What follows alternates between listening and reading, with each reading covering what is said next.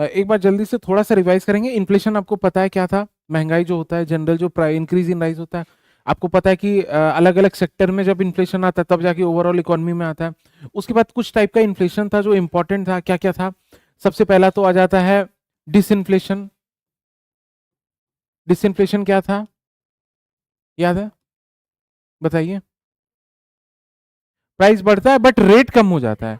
Rate कम हो जाता है तो डिसइन्फ्लेशन बोलते हैं। मतलब कि इन्फ्लेशन जो होता है, अगर 10% से चल रहा है, वो नेक्स्ट ईयर 5% पे हो जाता है तो उसको डिसइन्फ्लेशन बोल देते हैं। रेट में कम हो जाता है। उसके बाद क्या था? डिफ्लेशन था। डिफ्लेशन क्या होता है? जब माइनस में इन्फ्लेशन चला जाए तब होता है। मतलब कि इस साल जो है 100 रुपए का था, नेक्स्ट ईयर 50 का हो जाता है तो माइनस में चला गया, तो इसको डिफ्लेशन बोलते हैं।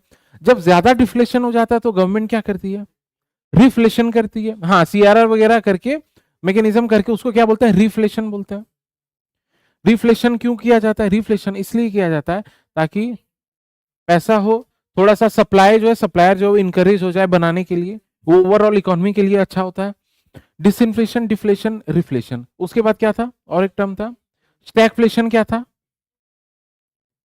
हाँ, श्रिंक भी था, श्रिंक पे आ रहा है। स्टैगफ्लेशन क्या था? स्टैगफ्लेशन था मतलब सबसे खराब खराब चीज क्या क्या हो सकता है? जीडीपी कम हो जाता है, इन्फ्लेशन बढ़ जाए, एम्प्लॉयमेंट भी कम हो जाए, तो तीनों स्टैगफ्लेशन बोल देते हैं। और फाइनली एक लास्ट वर्ड था रिसेशन। स्टैगफ्लेशन और रिसेशन में क्या अंतर होता है, बताइए?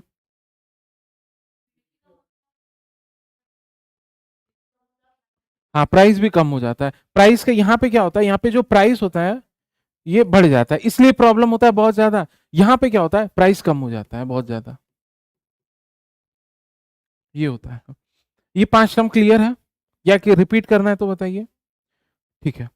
उसके बाद फिर हम लोग अलग अलग टर्म्स देखे थे, याद है? एक तो था सबसे पहले, कौन सा था? श्रिंकफ्लेशन। श्रिंकफ्लेशन क्या था? पार्ले जी बिस्किट था। पार्ले जी बिस्किट था, याद है?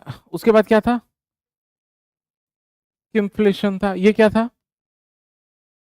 बिस्कॉफ का था, क्वालिटी खराब कर देता है, क्वालिटी कॉम्प्रोमाइज कर देता है। ठीक है, इतना आ गए थे। अब देखिए, अब यहां से स्टार्ट करते हैं, अलग अलग से टर्म्स है। स्क्यूफ्लेशन। स्क्यूफ्लेशन क्या होता है? स्क्यूफ्लेशन होता है, जो सबसे स्टार्टिंग में बताया ना, कि इन्फ्लेशन जो है पहले एक सेक्टर में आएगा, उसके बाद दूसरे में आता है, फिर ओवरऑल में आता है। लेकिन कई बार क्या होता है, कई बार क्या होता है कि इन्फ्लेशन जो होता है ना, सिर्फ एक सेक्टर तक ही रह जाता है। सिर्फ पर्टिकुलर एक सेक्टर बोल लीजिए या एक ग्रुप बोल लीजिए, उसी में इन्फ्लेशन रह जाता है। अब पूरे इकोनॉमी में जब तक वो आता है ना, पूरे इकोनॉमी में जब तक आता है, पूरे इंडिया में जैसे आएगा, तब तक ये ना, ये कम हो जाता है। मतलब ये सिर्फ एक ग्रुप में ही रह जाता है, उसको स्क्यूफ्लेशन बोलते हैं। फॉर एग्जाम्पल, जैसे कि सोचिए, जब बिहार और झारखंड में छठ का पूजा होता है तो उस समय क्या होता है? फ्रूट्स का दाम बहुत ज्यादा बढ़ता है।